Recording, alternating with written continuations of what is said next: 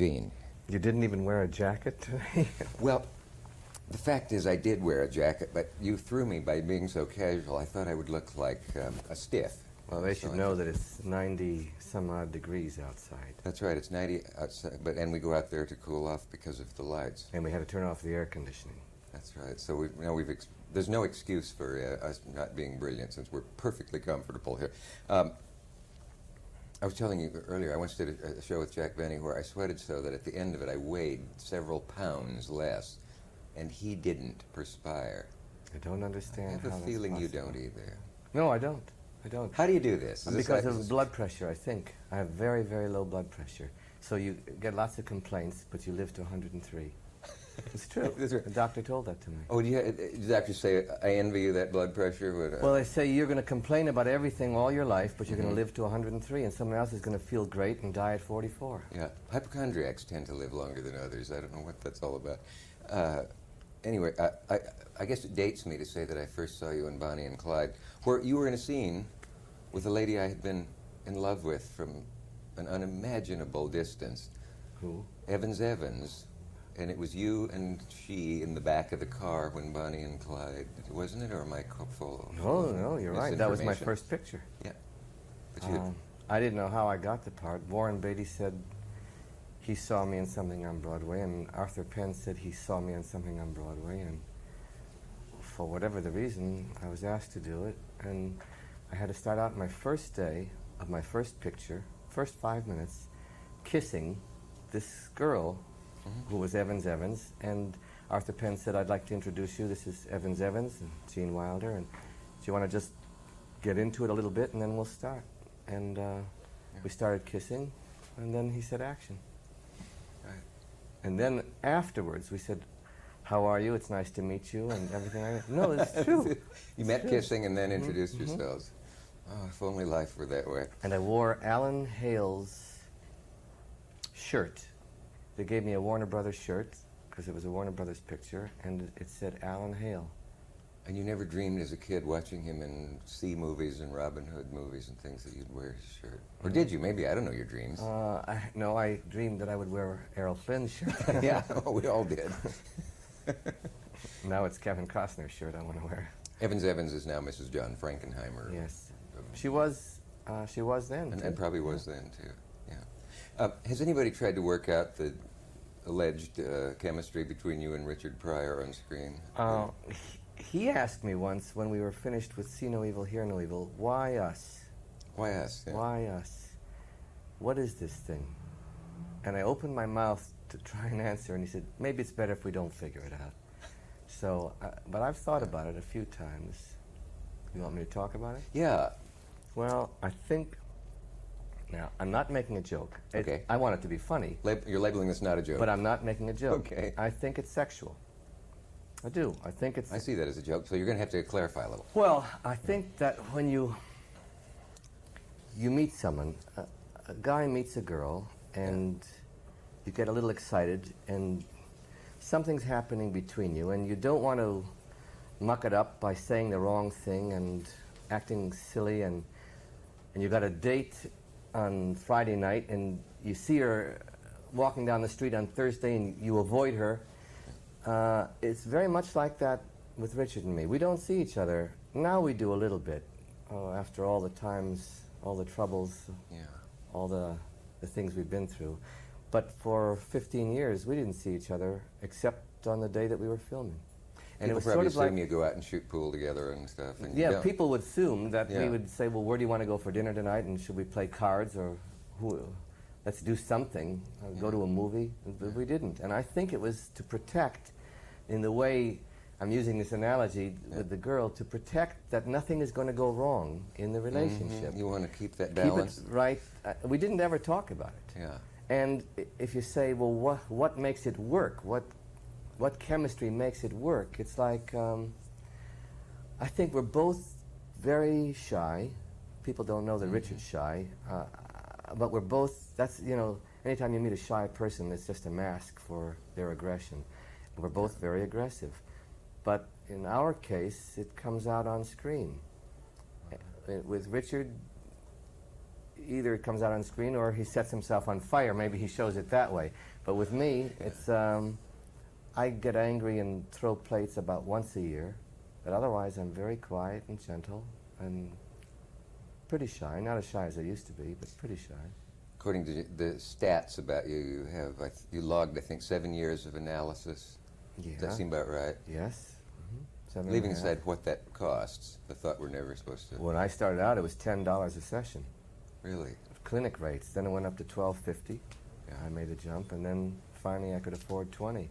Now it's a lot of money. Like haircuts, it's in several figures now. That's right. And you didn't have that awful, I don't want to drag up that dreadful old question of does psychoanalysis ruin your talent, because obviously it doesn't, but whatever demons pursued Olivier, he was always scared to go into analysis because he thought, I won't have the compulsion to act anymore. It hadn't stopped you. Well, there was a time I was considering that, and I was reading something that Freud had written, and he said, it is possible that if you don't really have a talent, you get analyzed and you say, what am I doing this nonsense for? And you stop. Yeah. But that people who have a real talent, the freer it gets, the more it can grow. Yeah. So you have to decide whether you're afraid you have no talent and are hiding behind some neurotic style that gets you parts, or whether you have a talent and you want it to be freer. And so I advocate, well, I can't say I advocate analysis for everyone, but I advocate if someone is troubled and isn't happy in life, that they do something that makes them happy or helps them to express what's going on inside. And if that takes away from your talent, well, you'll be a happier individual. And if it doesn't, you'll be a better actor. That's the best summary of that I've heard. I think we can close the subject now. The Black Fox Military Academy or Institute, was that good for you? Oh, it was wonderful to have. I ask every guest that, just hoping I'll find someone who's been to the Black Fox. Do they all talk about the shoe polish rubbed in their pubic hairs? No, well, one of them did. Yeah. Yeah. No, it was just at the end of anti-Semitism. I didn't know it was over. Well, you're right. I mean, at the end of the Second World War, when it was rampant and kids would dance around Jewish boy. I was the only Jewish boy in the military academy. And is that in California? Yeah, it was in California. Yeah. Fortunately, it's torn down now. And Harrison Ford bought the floorboards because the wood was so good. So when I mentioned Black Fox, he knew exactly where it was, where it had been, because he said, I've got the wood that they had, that you probably slept on. It's true. Because he's a good carpenter. Did he give you a piece of it as a recollection of all the times the boys played keep away with your books or whatever they did to you? It was not pleasant. Yeah. I don't know why. My mother was ill, and I think she thought that I would learn to play bridge and dance and play the piano and grow up and become Tyrone Power in the Diplomatic Courier. And I confess to having been tantalized in the last segment by when you're saying it was not pleasant what happened to you at military school. Can you go into it a little bit? Well... You don't have to. I was beaten up or insulted or had shoe polish rubbed on me or something by kids who were taught to hate by their parents. They were all products of broken homes. And the question is, the worthwhile question for your program is, did that help me in my artistic career or did it hurt? And I don't know the answer. I guess if you said take a shot, I would say it probably helped.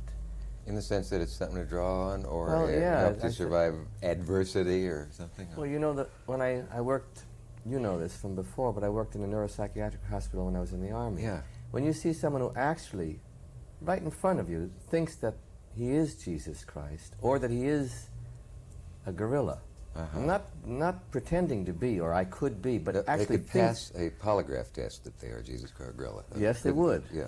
But you see that and you say, maybe I'm not so sick as maybe I'm not called by God as I used to think I was. Maybe I don't have to figure out all the answers to socialism and communism and Judaism and Buddhism, maybe, just maybe, I'm sick. And wouldn't that be a wonderful thing? And that's what led me into analysis. It always seems to me the two scariest things. I envy you that neuropsychiatric ward back then, because I don't know, just to me, I think anybody'd be interested in that. But that feeling of being confronted by somebody who's a paranoid schizophrenic who's convinced he's someone else, you suddenly have the thought, he is as convinced that he's who he is as I am. More convinced. More convinced. In fact, he's sure. 'Cause he's positive who he is. What would happen if the guy who feels there's a Nazi behind that door, if in an experiment you put a man in a Nazi uniform behind that door and opened the door and showed it to him? Would it tear the fabric of his insanity, or would he say, you see, I'm confirmed? I think he could say, you see. That's what I was I trying to guess tell you. Yeah. Strange. Anyway. I feel self-conscious about the fact that I've seen you just a little before taping and now sitting here, and I haven't mentioned Gilda's death, and I don't know if you're prepared to talk or not talk about it this time. But I found the People magazine thing infuriating, because as you read it, one kept saying, why in the hell do these people who call themselves doctors not check everything? Well, did I misread it, or is that common reaction? Or you didn't misread it. That's why I have been doing what I've been doing for the last 2 years. Yeah. You have to remember that we, doctors and you and I and them, know a lot more now than they knew in 1986. And they didn't know then. Some people did. That's the tragedy. Stephen Piver in Roswell Park Memorial Cancer Institute knew that it was genetic.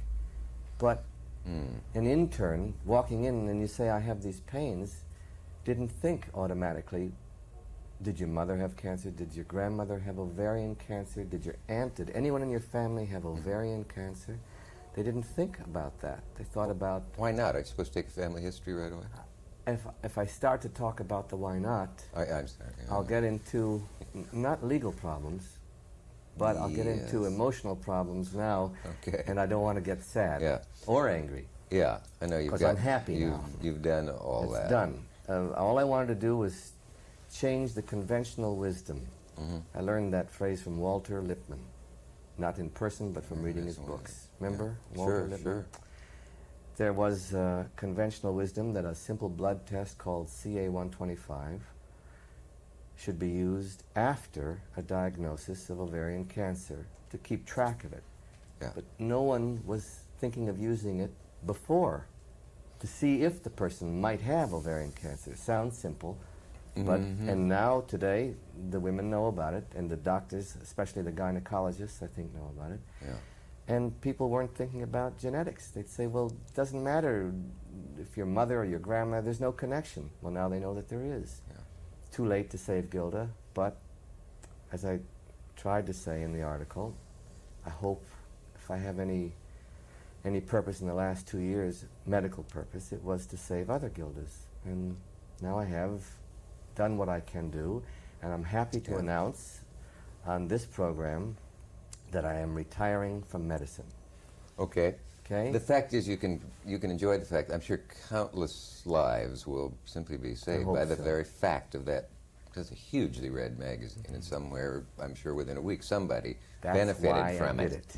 Yeah, and you did all I didn't want to do it for self-aggrandizement, which is tempting sometimes. I just did it for that reason, and now I'm done.